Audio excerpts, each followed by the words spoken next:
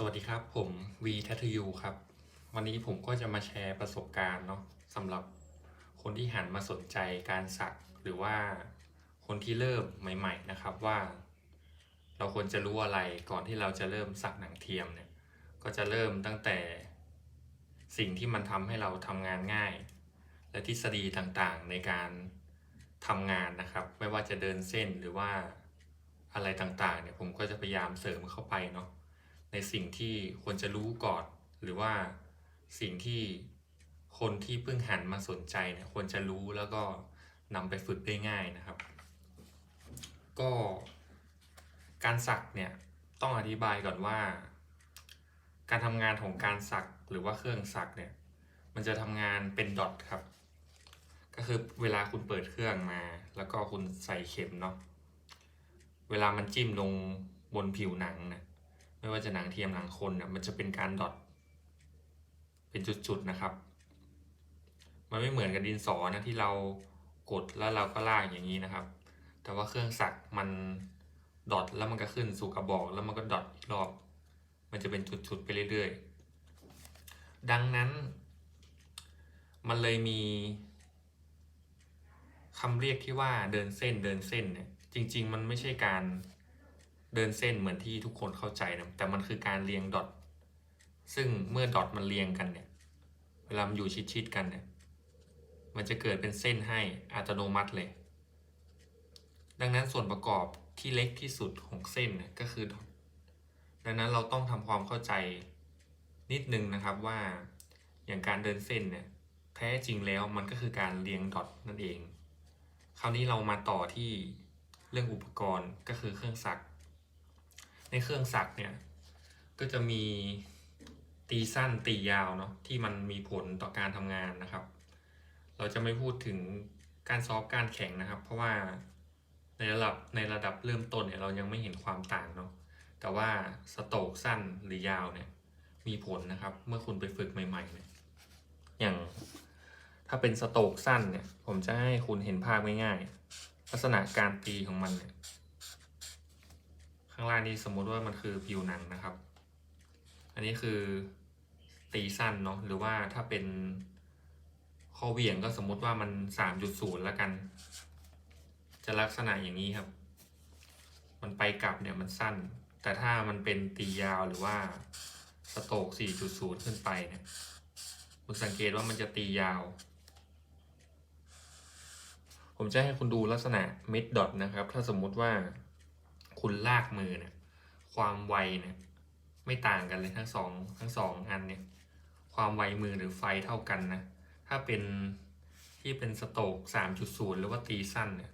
มันจะให้ดอทที่มันถี่กว่าเพราะมันไปกลับไวไงมันก็เลยวางดอทได้ถี่กว่าแต่ถ้าเป็น 4.0 หรือว่าตียาวเนี่ยมันก็จะวางห่างครับ อันนี้คือพื้นฐานเนาะเวลาเราซื้อเครื่องมาเราก็ควรจะเช็คดูก่อนนะครับเพราะมันจะทำให้คุณทำงานได้ง่ายเพราะว่าตีสั้นหรือตียาวมันมันเอื้อต่อการทำงานที่แตกต่างกันตีสั้นนะครับเนี่ยที่มันวางดอททีเนี่ยเวลามันสักเนาะมันจะขึ้นนิดเดียวเองมันสำหรับเดินเส้นเนาะเพราะว่าเดินเส้นเนี่ยเราต้องการดอทที่มันถี่และซ้อนกันจนเกิดเป็นเส้นนะครับ ดังนั้นเวลาคุณเลือกงานนะครับหรือว่าเลือกเครื่องสักสมมุติว่าจะไปเดินเส้นเนาะก็พยายามหาสโตรกที่มันสั้นนะครับก็ผมแนะนำว่าเป็น 3.0 เนาะแต่ถ้าเป็นคอยคุณก็ลองศึกษาดูนะครับใบตีสั้นนะครับคราวนี้ก็เครื่องก็จะประมาณนี้เนาะมาต่อที่เรื่องไฟดีกว่าอย่างไฟเนี่ยคือถ้าสมมุติว่าเราซื้อเครื่องสักมาเนี่ยเราเป็นมือใหม่เลยเราไม่เคยรู้อะไรเลยเนี่ยซื้อเครื่องสักมาปุ๊บ เราก็จะไปไล่ดูนะว่าใช้ไฟเท่าไหร่จริงๆแต่ละคนเนี่ยใช้ไฟไม่เหมือนกันมันจะมีไฟเป็นของตัวเองนะครับซึ่งการที่คุณจะรู้ว่าไฟคุณเท่าไหร่เนี่ยมันมีวิธีการอยู่เป็นวิธีการของผมละกันที่ผมใช้เนาะเวลาผมได้เครื่องมาใหม่ๆเนี่ยผมก็เสียบเข็มก่อนเข็มที่ใช้ประจำสมมุติว่าผมใช้ 5L หรือว่า 3RL เนี่ยผมเสียบไปปุ๊บผมลองเดินเครื่องดูก่อน พยายามเริ่มจากไฟที่ต่ำนะครับ เราจะดู 2 อย่างนะครับอย่างแรกคือเครื่องทำงาน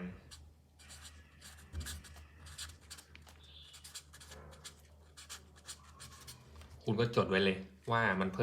ริ่มตั้งแต่เท่าไหร่สมมติว่าเริ่มที่ 4.5 ถ้าสมมติว่าเครื่องคุณเริ่มที่ 4.5 คุณดูก่อนว่าเครื่องคุณนะที่เริ่มที่ 4.5 เนี่ยมันมีกำลังไหมกำลังในที่นี้หมายถึงว่าเวลามันตีความแรงของมันเนี่ยสามารถทะลุไปถึงชั้นผิวหนังได้หรือเปล่าหรือว่าทิ่มหนังเทียมเนี่ยเข้าไหมเพราะว่าถ้ามันทิ่มเข้าเนี่ยคุณสามารถเริ่มตั้งแต่ไฟนั้นได้เลยก็ถ้ามันแรงไปคุณอาจจะลดระดับลงมาหน่อยแต่ว่าสิ่งที่สำคัญคือกำลังเนี่ยกำลังของมันสามารถนำสีเนี่ยไปวางในชั้นผิวหนังได้หรือเปล่าสมมติว่าไฟ 4.5 เนี่ยมันทำได้ก็คือถ้าสมมติว่าไปสักเนี่ยแล้วมันติดเนี่ยคุณสามารถฝึกตั้งแต่ไฟ 4.5 เนี่ยแล้วบวกไปเพิ่มเรื่อยๆได้อันนี้คือมาตรฐานเนาะแต่ว่าถ้าสมมติว่าเครื่องมันเริ่มที่ไฟ 6.0 เนี่ย 6.0 เนี่ยแล้วเครื่องมันเนี่ยตีแรงมากเลยแต่ถ้าต่ำกว่านี้เครื่องก็ไม่ทำงานนะในที่นี้หมายถึงว่าเวลาคุณเสียบเข็มแล้วคุณเปิดปิดเครื่องเนี่ยถ้าคุณสมมุติว่าเครื่องทำงานที่ 6.0 แล้วคุณมาปรับที่ 5.0 เนี่ยแล้วไฟไม่ทำงานเนี่ยดังนั้นแปลว่าเข็มนั้นน่ะสตาร์ทกับเครื่องนั้นที่ 6.0 นะครับดังนั้นเวลาคุณทำงานคุณก็ต้องดูว่า 6.0 ของคุณเนี่ยมันแรงแค่ไหนถ้าสมมุติว่ามันแรงมากไปเนี่ยคุณลองลดไฟมาอาจจะเป็น 5.0 แล้วคุณก็ลองสักดูว่ามันพอดีกับมือคุณไหมอันนี้สมมติว่าเครื่องคุณเริ่มจากไฟสูงเนาะซึ่งถ้าเป็นโรตารี่เนี่ยก็มีบางยี่ห้อหรือบางชนิดนะครับที่ว่ามันเริ่มจากไฟสูงนะมันเกี่ยวกับมอเตอร์นะครับซึ่งก็เรื่องไฟเนี่ยเราไม่ได้สนใจว่าตัวเลขมันจะเท่าไหร่เราดูว่ามันมีกำลังพอไหมเมื่อสมมุติว่าไฟมันมีกำลังพอเนี่ยคราวนี้คุณก็ต้องหาไฟที่มันพอดีสัมพันธ์กับมือคุณเนาะสมมุติว่าคุณมาไฟที่ต่ำที่สุดและเครื่องมีกำลังนะสมมุติว่าของผมเป็น 5.0 คือเครื่องมีกำลังแล้วแทงหนังเนี่ยสามารถหยอดสีเข้าไปติดได้แล้วไม่ว่าจะหนังเทียมหรือหนังคนเนี่ยคราวนี้สิ่งที่เราจะมาฝึกเพิ่มเวลาคุณได้ไฟที่มันมีกำลังแล้วนะก็คือการลากก็คือการลากเนี่ยเราจะลากช้าๆก่อนเวลาคุณเขียนหนังสือเนี่ยเวลาคุณเขียนหนังสือเนาะปกติเราเขียนนะเราเขียนไม่ว่าคุณจะไวเท่าไหร่นะคุณพยายามปรับให้มันช้าลงเพื่อมาใช้ในการเดินเส้น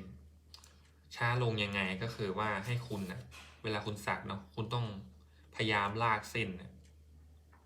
ให้ช้ากว่าที่คุณเขียนหนังสือแต่ไม่ถึงกับช้าเป็นเต่ามากนะครับคุณต้องนึกว่างานคุณนะคุณจะใช้มือของคุณนะสมมติว่าคุณเป็นงานใหญ่เนาะงานเต็มแผ่นหลังเนี่ยอันนี้คุณต้องนึกไว้เลยนะครับว่าคุณฝึกจะเอาไปใช้ทำอะไร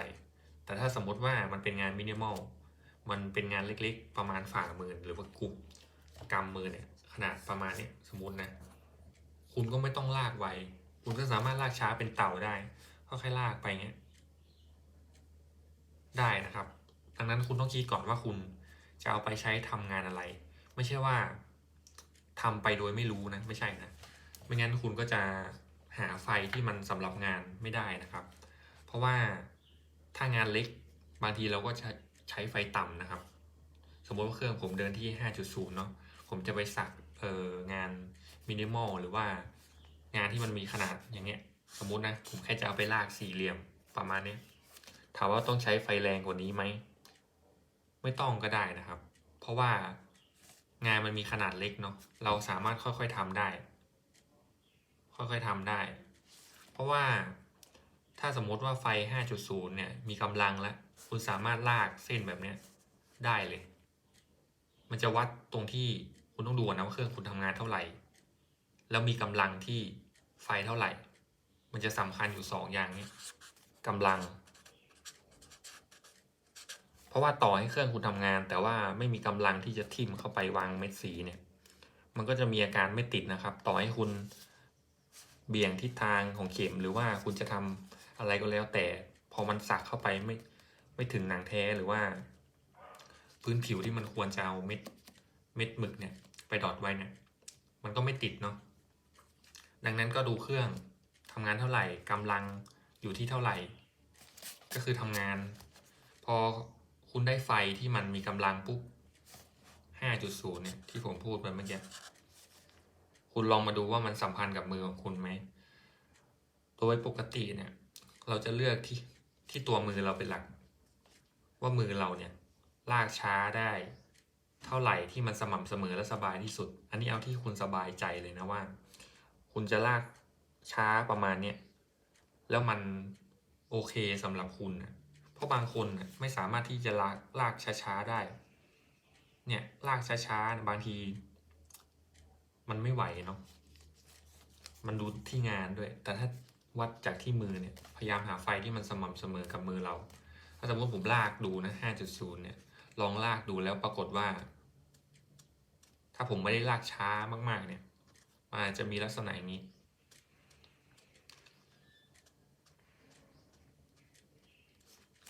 ลักษณะอย่างเนี้ย สมมติว่าผมถ้าเป็น 5.0 อย่างแรกนะ อันแรกเนี่ย ผมลากช้ามากๆเลยแบบช้าอย่างนี้เลยนะ ดูนะระดับ ช้าอย่างเงี้ย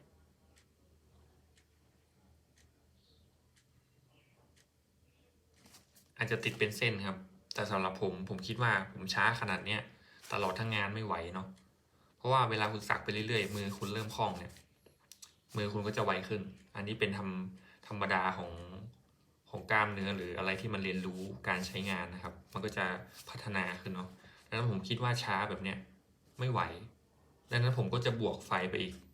0.5 ถ้าเป็นผมนะ ผมจะเริ่มจาก 0.5 ไปเลย ถ้าสมมติมันไวเกินเราค่อยลดเอานะครับ แต่ผมจะไม่เริ่มจากบวกไป1นะครับ ผมจะเริ่มจาก 0.5 เนาะ คราวนี้ผมก็ลองลากดู เนี่ยผมก็จะลากไวขึ้นนะครับ แล้วผมจะดูว่ามันติดไหม ถ้าสมมติว่ามันติดเนี่ย คุณก็สามารถใช้ไฟ 5.5 ในการเดินเส้นได้ แต่ถ้าสมมติว่าคุณลากไปแล้ว มันก็ยังไม่ติด สมมตินะมันติดแหละแต่ว่ามันเขาเรียกว่ายังไงอย่างลักษณะอย่างเงี้ย คือมันติดบ้างไม่ติดบ้างเงี้ย คุณสังเกตเลยว่ามือคุณอาจจะไม่นิ่ง แต่ถ้ามือคุณนิ่งเนี่ย เวลาคุณสังเกตนะ เวลาคุณลากฟุกถ้าสมมติว่ามือคุณกระตุกนิดนึงอะมันอาจจะทำให้เกิดช่องว่างระหว่างเม็ดดอทนะครับ เนี่ยช่องว่างเนี่ย ดังนั้นเวลาคุณลากคุณพยายามทำให้มันสม่ำเสมอเนาะ ดังนั้นการที่คุณลากช้าๆเนี่ย มันจะทำให้มันสม่ำเสมอแล้วก็ลดการกระชากลงนะครับ เพราะว่าคุณค่อยๆดอทไปนะ เนี่ยคุณค่อยๆดอทไปเนี่ย มันมีโอกาสที่มันจะติดมากกว่าที่คุณลากมือไวนะครับ อันนี้สำหรับคนที่เพิ่งมาหัดใหม่ๆเนาะ แต่ถ้าโอเคคุณเจอคุณไม่ได้เจอลักษณะอย่างเงี้ยที่มันติดบ้างไม่ติดบ้าง แต่คุณเจอลักษณะดอทที่มันห่างๆอย่างเงี้ย ก็คือมือคุณไว คุณอาจจะลากนิ่งแล้วแต่ว่ามือคุณไว ไฟมันเลยตามไม่ทัน ดังนั้นคุณก็บวกไปอีก 0.5 จาก 5.5 ก็เป็น 6.0 คราวนี้คุณก็ลองลากดูในความไว เมื่อกี้ที่คุณลองลากนะครับ คุณลากฟื้นแล้วถ้ามันติดอย่างเงี้ย คุณลองลากอีกสักรอบหนึ่ง แล้วถ้ามันติดแบบนี้นะครับ แปลว่าไฟเนี่ยเหมาะสมกับคุณก็คือ 6.0 เพราะว่าคุณก็ลองหลายๆรอบนะ อันนี้ผมทำเป็นตัวอย่างเนาะ โดยใช้เมจิกนะครับ ก็ 6.0 เนี่ย คุณใช้ได้ละ สมมุตินะ อันนี้แล้วแต่เครื่องนะครับ บางเครื่องอาจจะไปถึง 8 7 อะไรก็แล้วแต่ที่มันมากขึ้นไปเนาะ แล้วแต่เครื่องนะครับ ก็แล้วแต่มือคุณด้วยว่าคุณลากช้า แล้วมันช้าของคุณไม่เท่ากันนะ ช้าแล้วสบายที่สุดเนี่ย ไม่มีอาการกระตุกเนี่ย ได้ที่เท่าไหร่อย่างผมนะ สมมติว่าเป็น 6.0 เนาะ ก็ประมาณนี้ แล้วอีกอย่างหนึ่งคือ ถ้าไฟมันแรงเกินมันเป็นยังไงพี่ ถ้าไฟมันแรงเกินเนี่ยผมจะบอกว่ามันยังติดอยู่นะครับ สมมติว่าไฟผมเพิ่มไป 8.0 เนี่ย ถามว่าลากไปเนี่ย ลากช้าๆเหมือน 6.0 เนี่ยลากไปนะ มันติดไหมมันติดนะครับ แต่ว่าสิ่งที่เกิดขึ้นนะคุณสังเกตได้เลยว่า มันจะเหมือนแผลคัตเตอร์กรีดลงไปอ่ะ เพราะว่าการสักมันคือการวางดอทนะครับ ดอทที่ดีเนี่ย คือดอทที่มันเหลื่อมกัน คุณสังเกตไหมว่ามันจะเหลื่อมกันนะครับ ไม่ได้แปลว่ามันดอทที่เดิมนะ มันคือเหลื่อมกันนิดเดียวอ่ะมันเนี่ยถ้าเป็นดอทที่มันห่างเนาะ มันก็จะอย่างนี้ อันนี้คือมันจะติดบ้างไม่ติดบ้าง มันจะมีช่องว่างนะครับ อันนี้คือไม่เหมาะสมเนาะ หรือว่าลักษณะไฟแรงเกินเนี่ย มันคือการดอทซ้ำๆนะครับ ในดอทเดิมเนี่ยซ้ำๆไปเรื่อยๆ ถามว่ามันทำได้ไหม มันทำได้นะครับถามมันก็ติดครับ แต่ว่ามันเหมือนโดนคัตเตอร์กรีด ซึ่งมันอาจจะแหกก็ได้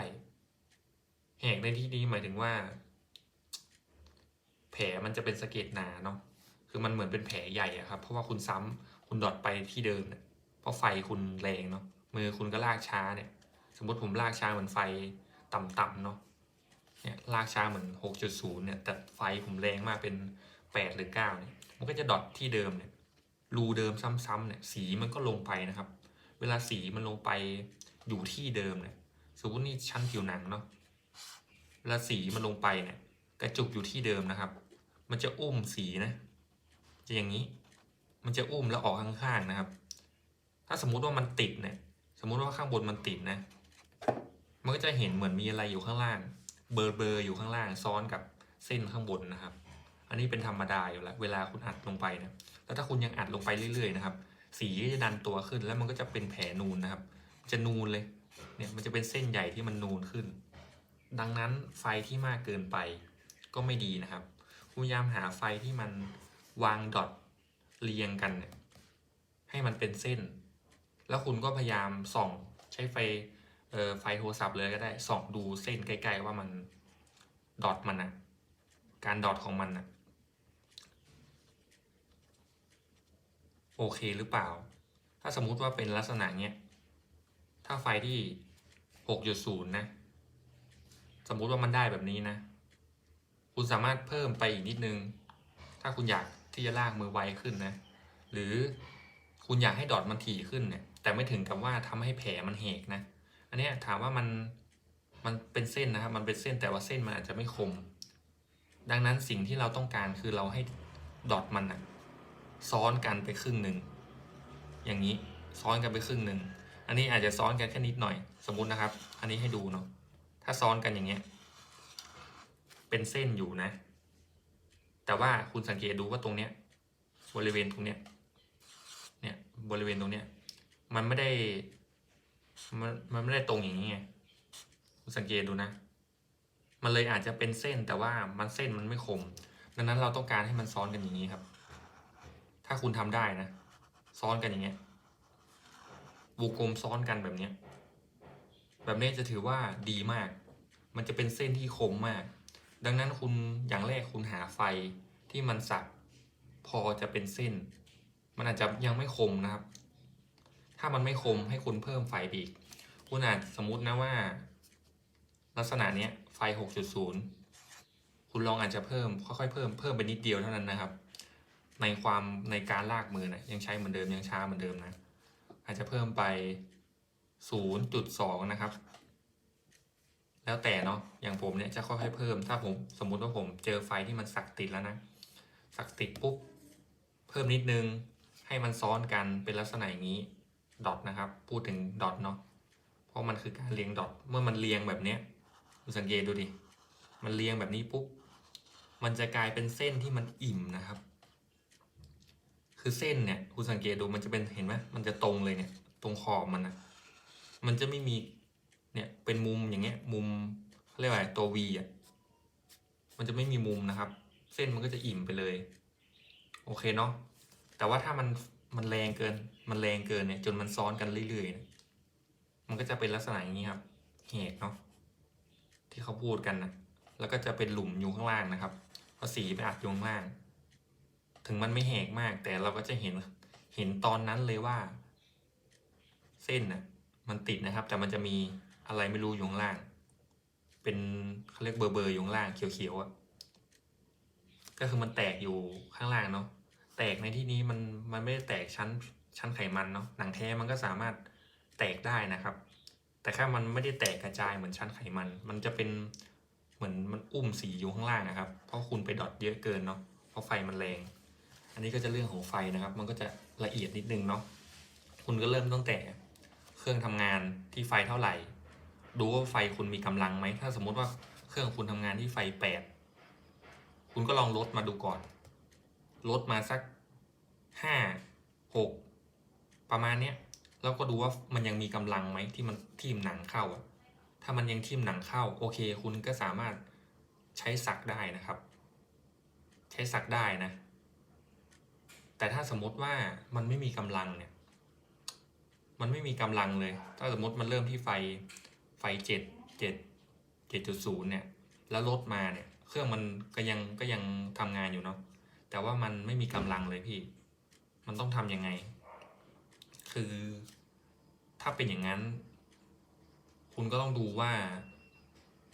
เครื่องคุณน่ะมันตีแรงแค่ไหนคุณก็ลองลากดูก่อนลากดูนะครับก็คือถ้าสมมุติว่าไฟเริ่ม7ลดมา6ไม่มีกำลังคุณก็ให้กลับไป7เลยแล้วคุณลองลากดูลากช้าๆในครั้งแรกก็คือก็ลากไปช้าๆคุณยังไม่ต้องปรับไฟเนาะแล้วคุณก็อีกครั้งคุณก็ไวขึ้นไวขึ้นไวขึ้นแล้วก็ไวขึ้นแล้วคุณสังเกตดูว่า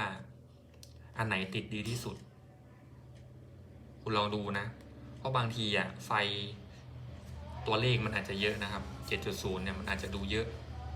แต่จริงๆแล้วมันอาจจะทำงานเท่ากับ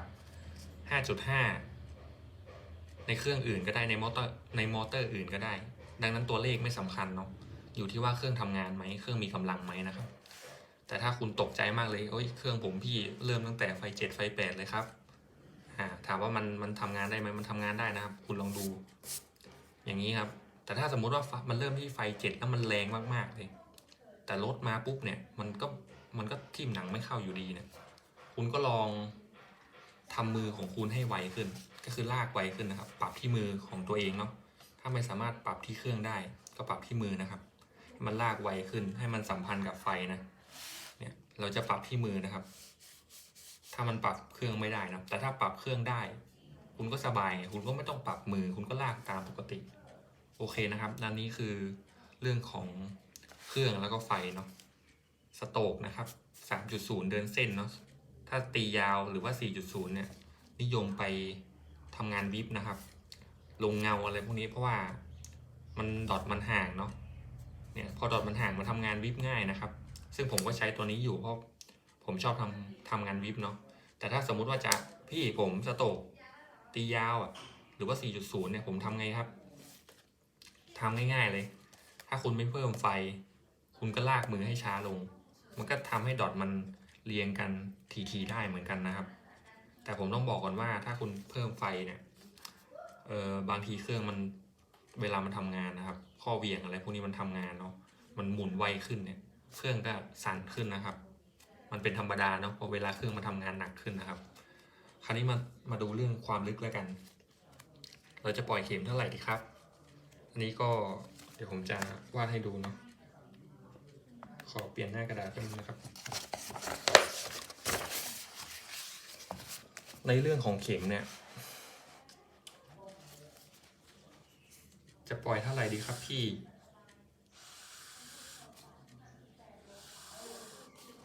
นี่คือผิวหนังคนเนาะหนังกระพร้าจะประมาณ 0.5 นะครับลึกกว่านั้นก็คือหนังแท้ละหนังแท้นี่จะประมาณตั้งแต่ 0.5 ไปนะครับแต่ว่าไม่เกิน2นะถ้า2บวกก็คือชั้นไขมันนะครับตรงนี้ก็จะประมาณ 1.5 เนาะ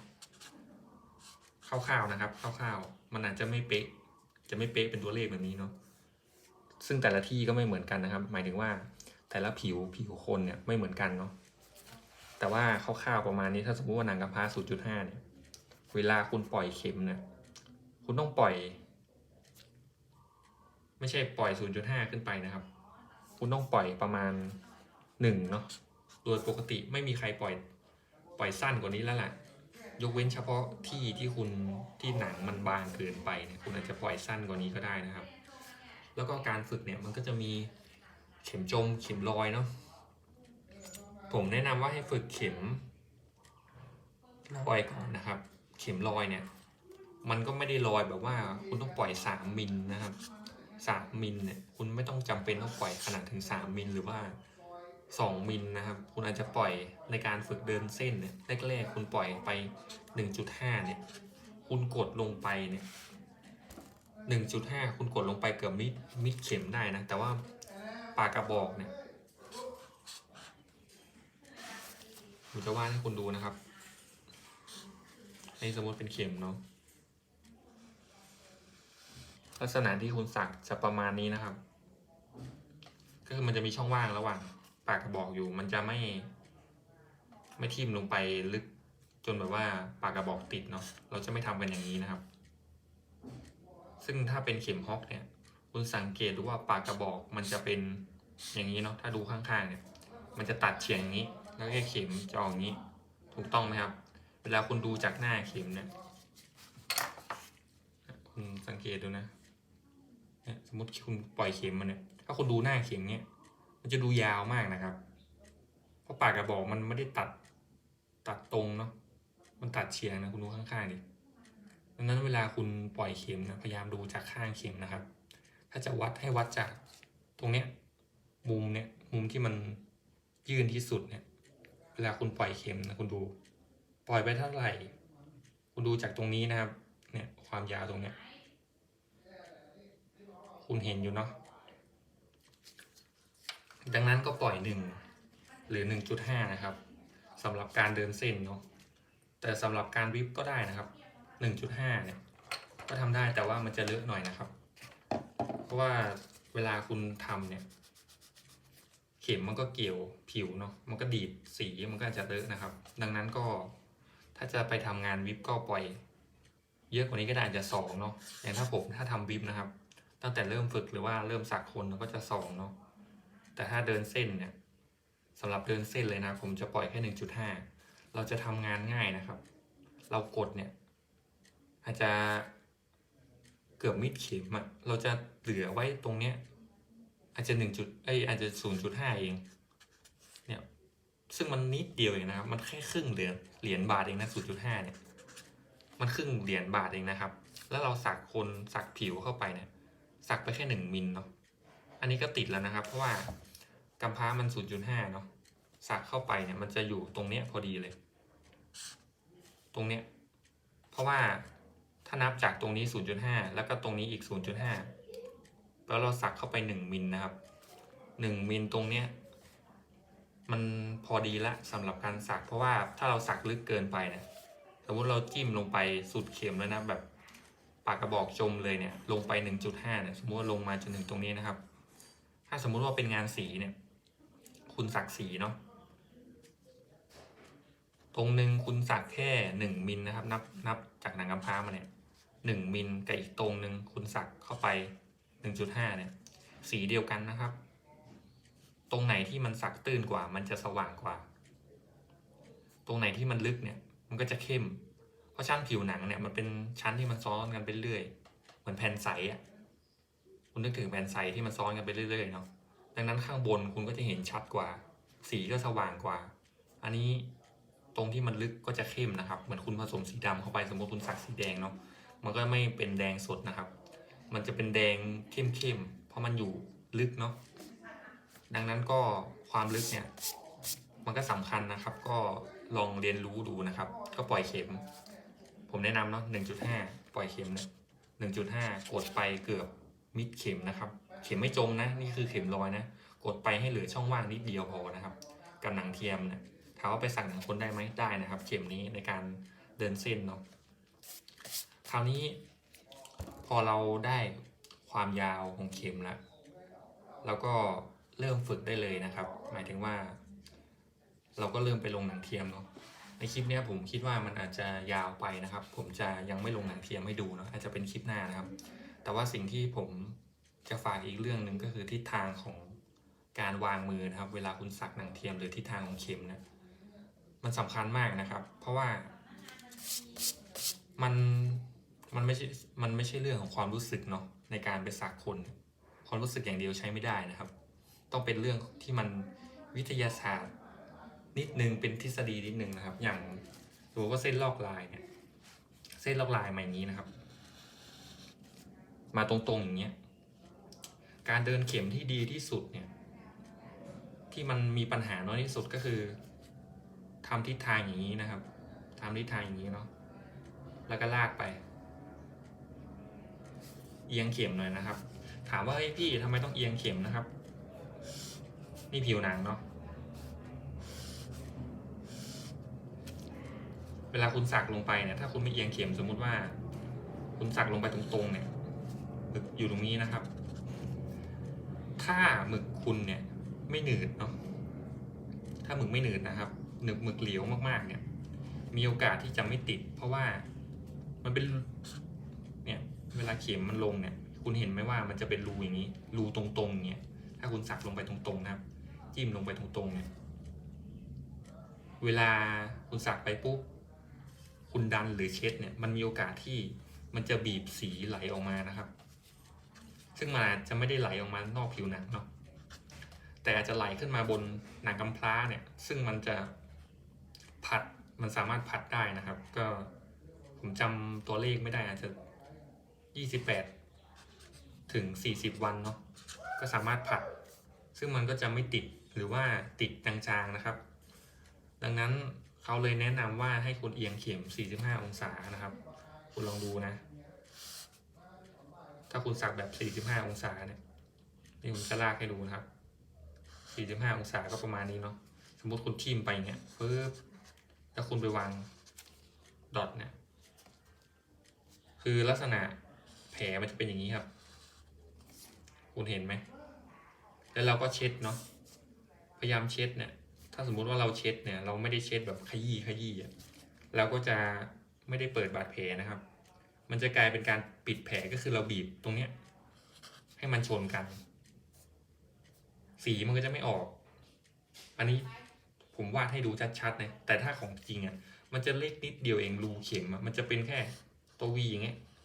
นิดเดียวเองแล้วพอเราสักเสร็จอ่ะเราไม่ต้องเช็ดแผลมันก็ปิดเองนะครับมันอาจจะดันขึ้นมาแต่ดันขึ้นมาไม่เยอะเพราะแผลมันเอียงมันออกมายากกว่าที่แผลมันจะเป็นตรงๆเนี้ยที่มันดันขึ้นมามันอาจจะไม่ได้ออกมาจากนอกแผลนะครับแต่อาจจะขึ้นมาจนถึงหนังกำพร้าเงี้ยอันนี้มันก็อยู่ข้างในของมันอาจจะดันขึ้นมานิดนึงนะครับแต่ว่ามันโอกาสที่มันติดอ่ะมันติดเยอะกว่านี้การเอียงเข็มนะครับถามว่าสำคัญไหมสำคัญเนาะมันทำให้คุณสักติดง่ายกว่านะครับโอเคเนาะแล้วคราวนี้มาทิศทางต่อในทิศทางเนี่ยที่เขาบอกว่าอย่างเงี้ยก็คือเอียงเข็มแล้วก็หันทิศทางตามเส้นลอกลายนะถามว่าที่ปัญหามันน้อยเนี่ยเพราะว่าอะไรสมมุติว่าเส้นลอกลายลากมาอย่างนี้แล้วคุณตั้งเข็มอย่างนี้นะครับสมมตินะคุณตั้งเข็มตามองศามันแล้วคุณก็ลากเนี่ยเวลาหมึกมันลงไปเนี่ยฟึบมันไปดอทเนี่ยสังเกตดูมันจะดอทในทิศทางเนี่ยและเข็มเนี่ยครับผมต้องบอกว่าเข็มเนี่ยมันไม่ได้เป็นตัว V อย่างนี้คือมันเป็นตัว V อย่างเงี้ยแท่งเดียวแต่เวลาสมมุติคุณใช้5L มันเป็นเข็ม5ริมนะครับมันจะเป็นลักษณะอย่างเงี้ยมันจะมีความห่างกันนิดนึงเนี่ยมันจะมีความห่างกันนิดนึงนะครับเวลาคุณซ้อนเข็มเนี่ยเข็มที่อยู่ข้างใต้เนี่ยแปลว่ามันต้องลึกกว่าถูกต้องไหมครับถ้าคุณดูจากข้างๆเนาะเข็มเนี่ย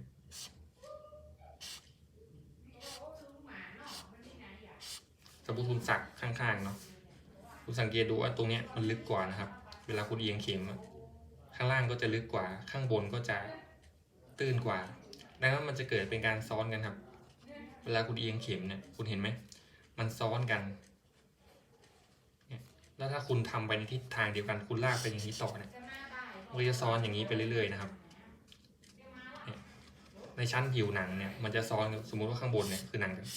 หนังกำพร้านะครับ 0.5 นะอันนี้คือหนังแท้เนาะคุณเห็นไหมว่ามันซ้อนกันเนี่ยดังนั้นมันเลยเข้มกว่า แล้วก็เขาเรียกว่าอะไรมันเส้นมันอิ่มก็คือสีมันแน่นกว่านะครับเพราะถ้าเข็มถ้าเราสมมติว่าเราจิ้มไปตรงๆเนี่ยมันจะเป็นอย่างนี้เนาะลักษณะเนี่ยมันมีช่องว่างนะครับถ้าคุณจิ้มไปตรงๆเนี่ยมันจะมีช่องว่างมันจะทิ้งรอยเข็มไว้เนาะอย่างเงี้ยดังนั้นเวลาคุณเอียงเข็มปุ๊บมันก็จะซ้อนกันลักษณะนี้มันก็จะกลายเป็นจุดอย่างนี้นะครับเนาะพอเข้าใจเนาะเพราะมันซ้อนกันอยู่ข้างล่างดังนั้นทำอย่างนี้ดีกว่านะครับและอีกอย่างคือคุณหัดใหม่ๆคุณยังคุมมือไม่นิ่งเนาะคุณอาจจะสักลึกเกินไปเนี่ยเวลาคุณสักลึกเกินไปหรือคุณไปย้ำอยู่ตรงนั้นนานเกินไปเนี่ยมันมีโอกาสแตกเนาะแต่ว่าเวลามันแตกเนี่ยมันจะไม่ได้แตกข้างนะครับมันจะแตกส่วนใหญ่มันจะแตกไปในทิศทางของเข็มเนาะสมมติว่าเข็มมาอย่างเงี้ยคุณสักไปปุ๊บมันก็จะออกไปอย่างนี้ในทิศทางของเส้นลอกลายนะครับพอคุณสักเสร็จปุ๊บมันก็ไม่เห็นอยู่ดีเนาะแต่ถ้าสมมุติว่าเส้นมันมาอย่างนี้นะครับเส้นมาอย่างนี้แล้วคุณลากเนี่ยทำมือเหมือนผมนะลงเข็มแล้วก็ลากฟื้ไปเนี่ยเข็มเล็กเนี่ยมันยังติดอยู่นะครับมันยังติดมันยังเป็นเส้นเนาะเป็นเส้นเหมือนกันเป็นเส้นเหมือนคุณทำอย่างเงี้ยเหมือนคุณเอียงเข็มอย่างเงี้ยเป็นเหมือนกันครับแต่โอกาสเสี่ยงเนี่ยมากกว่าถามว่าเสี่ยงยังไงถ้าสมมติคุณเคยใช้เข็มที่มันเป็น RS เดินเส้นนะสมมติว่าคุณเดินอย่างเงี้ยผมจะเห็นภาพชัดๆเนาะผมจะวาดให้ดูเลยว่ามันจะเป็นยังไง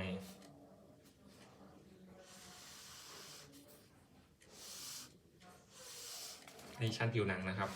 ข้างล่างชั้นผิวหนังเนาะข้างบน 0.5 นะครับเวลาคุณเอียงเข็มสมมติว่าเส้นลอกลายมาตรงๆอย่างเงี้ยมาตรงๆนี้เนาะแต่ว่าคุณไม่ได้ตามเส้นลอกลายคุณไม่ได้ตั้งเข็มตามเส้นลอกลายนะครับคุณลงไป45 องศาเนี่ยเส้นลอกลายอยู่ตรงนี้นะสมมุตินะมันทิศทางมาเข้าหาตัวเนาะแต่ว่าคุณทิ่มเข็มไปเนี่ยทิ่มไปเนี่ย45 องศาคุณทิ่มไปปึ๊บคุณเห็นอะไรไหมครับเวลามันไปดอทมันไม่ตรงกับเส้นลอกลายคุณเห็นไหมเส้นลอกลายอยู่ตรงนี้แต่คุณทิ่มไปเหมือนเวลาคุณสักเนี่ยคุณเอียงเข็มอย่างนี้นะครับแล้วคุณก็ลากเนี่ยเส้นที่ปรากฏเนี่ยมันอาจจะไม่ใช่เส้นแค่ตรงนี้นะครับมันจะปรากฏเส้นอ่อนๆเป็นเส้นขนาดอย่างนี้ตามความลึกนะครับไอ้เส้นข้างบนเนี่ยก็คือเส้นที่มันผิวหนังที่มันอยู่ข้างบนนะครับสมมติว่ามันติดตรงเนี้ยแถวตรงเนี้ยมันก็ปรากฏเส้นตรงนี้และที่ลึกสุดอยู่ข้างล่างเนี่ยมันก็ปรากฏเส้นมันจะกลายเป็นเส้นซ้อนกันอย่างนี้หรืออันนี้ไม่ติดแต่ไปโผล่อีกเส้นหนึ่งสมมติคุณสักมาดีหมดแล้วคุณมาต่อเส้นเนี้ยแล้วปรากฏว่าเส้นที่คุณต่อมันเป็นอย่างเนี้ยถามว่ามันโอเคไหมคุณรับไหวไหมหรือว่าลูกค้าคุณโอเคหรือเปล่าเนาะอันนี้ก็ต้องระวังนะครับการที่คุณสักเอียงเข็มอย่างนี้เนาะแล้วมีโอกาสที่มันจะแตกข้างถ้าคุณย้ำเยอะไปหน่อยก็เหมือนที่ผมบอกเนี่ยมันจะอุ้มแล้วมันก็แตกออกข้างๆดังนั้นสิ่งที่ปรากฏคือมันจะมีเบอร์อยู่ครับเบอร์อยู่ข้างๆตรงนี้ถ้าคุณฝึกใหม่ๆเนาะยังไม่ชำนาญนะครับอาจจะลากช้าไฟอาจจะไวและลากช้าเนี่ยหรือว่าย้ำตรงนั้นนานเนี่ยมันก็จะมีเส้นเบอร์เกิดขึ้นนะครับแล้วก็เส้นเนี่ยมันจะไม่เป็นเส้นคมๆเนาะที่มันติดอ่ะมันจะฝั่งหนึ่งเข้มนะครับถ้าสมมุติคุณกดวางอย่างเงี้ยลากเพราะผมถนัดมือขวาเนาะฝั่งขวาจะเข้มกว่าฝั่งซ้ายนะครับเพราะว่าเข็มฝั่งขวาเข้าลึกกว่าเนาะเหมือนที่ผมอธิบายอ่ะเข็มมันไม่ใช่แค่ตัว V อย่างเดียวนะครับมันคือ V ใส่หลายอันซ้อนกันเนาะเพราะคุณเอียงเข็ม45 องศาแต่คุณไม่หันทิศทางเข็มให้มาตรงกับเส้นลอกลายเนี่ยดังนั้นตรงนี้เข้มกว่านะครับมันก็อ่อนดังนั้นเส้นของคุณมันจะไม่อิ่มดังนั้นเมื่อคุณไม่อิ่มเส้นไม่อิ่มเนี่ยคุณก็ต้องมาซ้ำเส้นงานคุณมันก็จะเสียเวลาขึ้นไปอีกนะครับอันนี้คือเรื่องของทิศทางเนาะการวางมือเนี่ยที่เขาบอกกันว่า เดินลากตามเส้นลอกลายนะครับเนี่ยเวลาคุณลากไม่ว่าจะเป็นเส้นนั่งเส้นนอนพยายามทำให้มันทิศทางนะครับเนี่ยลากอย่างนี้นะครับลากอย่างนี้เนาะคือมันจะซ้อนกันลักษณะนี้แล้วมันก็จะเส้นอิ่มนะครับแต่ถ้าคุณลากแบบเนี้ยอยู่ก็ลากไปเลยเนี่ยมุมตรงเนี้ยจะเข้มเนาะเดี๋ยวผมจะลงหนังให้ดูแล้วกันตอนแรกว่าอีกคลิปนึงนะครับแต่ว่านี่มันก็40 นาทีเองเนาะ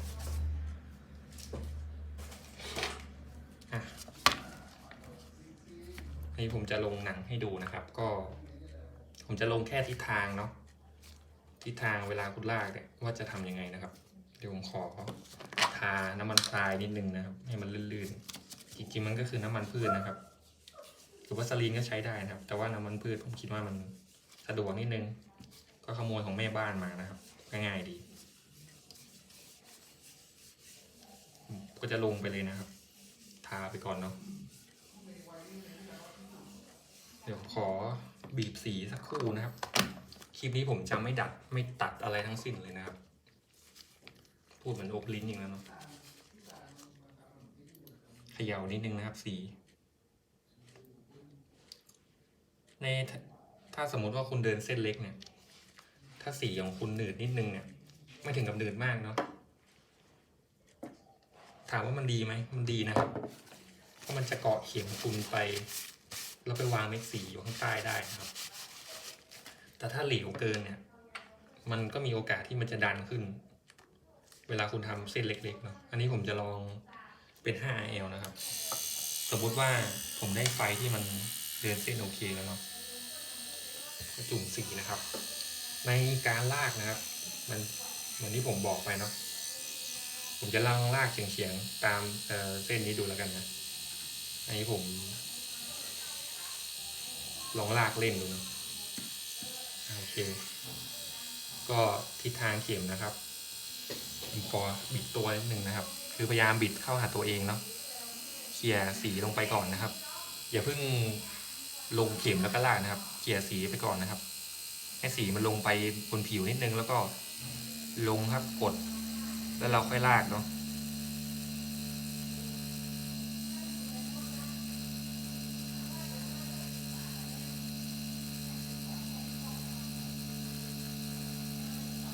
นี่ผมกั้นหายใจอยู่นะครับ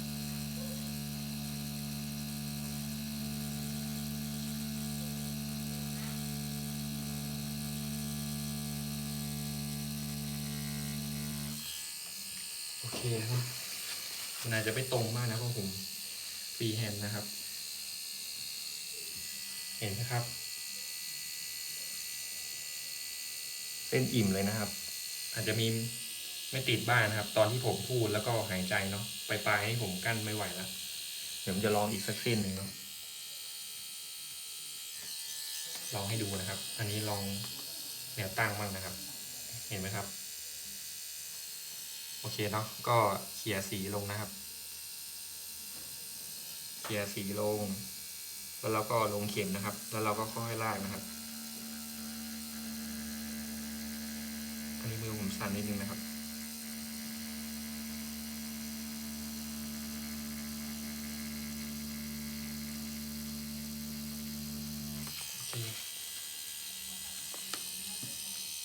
ก็ไม่ค่อยตรงเท่าไหร่นะครับแต่ว่าเส้นติดนะครับแล้วก็อิ่มมากเลยอันนี้คือสาธิตคร่าวๆเนาะคราวนี้ผมจะมาพูดที่ว่าผมจะทำให้ดูชัดๆแล้วกันว่าที่บอกว่าที่มันแตกข้างหรือว่าเส้นมันไม่อิ่มไม่คมเวลาคุณเดินแบบ45 องศาอย่างเดียวนะครับหาเข็มเก่าๆกันเนาะนี่เข็มจะดูนะเข็มน่าจะประมาณ9 RS นะครับอันนี้ผมใช้เดินเส้นอยู่นะครับก็ถ้าสมมติว่าคุณไปเดินเส้นเนาะถ้าคุณใช้ RS นะครับคุณอาจจะปล่อยเข็มลึกกว่านี้ลึกกว่าสักไอเส้นเล็กๆปกตินิดนึงนะครับเพราะว่าเข็มมันใหญ่เนาะคราวนี้ผมจะลองเดินแบบให้คุณเห็นเลยว่า ที่มันบอกว่าเส้นมันเข้มข้างหนึ่งอ่อนข้างหนึ่งลักษณะเป็นยังไงนะครับดูนะครับ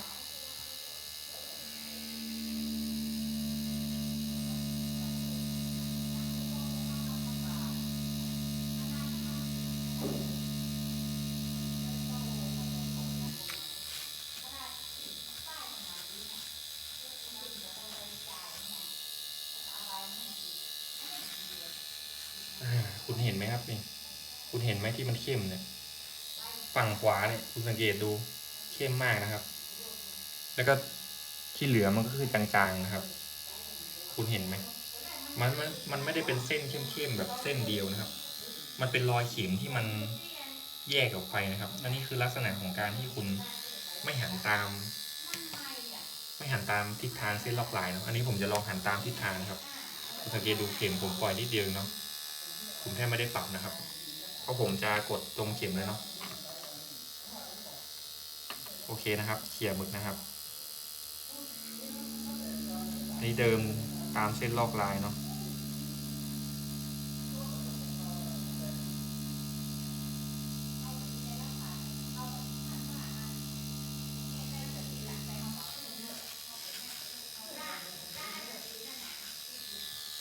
โอเคคุณสังเกตดูว่ามันจะชัดทุกเส้นเลยนะครับขอ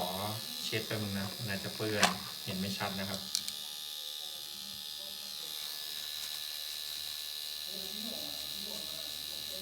คุณดูเปรียบเทียบง่ายๆนะครับเห็นไหมครับเข้มกว่านะครับเข้มกว่าคมกว่านะครับคมทั้งซ้ายทั้งขวาเลยเห็นไหมที่มันเป็นอย่างนี้ที่มันไม่อิ่มเหมือนเส้นพวกRL เพราะว่าเข็มมันเป็นเข็มบานๆนะครับคุณดูมันไม่ได้เป็นเหมือนตัว V นะครับคือเข็มมันเป็นลักษณะที่มันกลางออกอย่างนี้เนาะดังนั้นการสักให้มันเต็มเนี่ยมันยากนะครับยกเว้นว่าคุณจะเอียงเข็มเยอะๆให้มันซ้อนกันนะครับแล้วก็ปล่อยเข็มที่มันยาวขึ้นเนาะแล้วคุณก็ลากไปตามเส้นลอกลายอันเนี้ย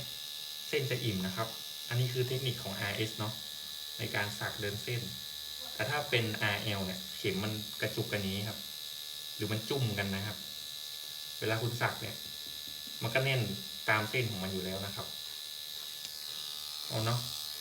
ถือว่าเป็นตัวอย่างคร่าวๆนะครับผมทำให้ดูเลยจะได้เห็นภาพชัดๆเนี่ยผมเดี๋ยวให้ดูชัดๆเนาะคุณเห็นไหมครับถ้าคุณไม่ได้ตามทิศทางเข็มนะครับมันก็จะเข้มฝั่งหนึ่งอ่อนอันนี้ตามทิศทางเข็มเนาะมันก็จะเข้มหมดเลยข้างในสังเกตดูนะครับก็คลิปนี้ก็ประมาณนี้นะครับผมก็คงจะไม่มาลากให้ดูนะครับ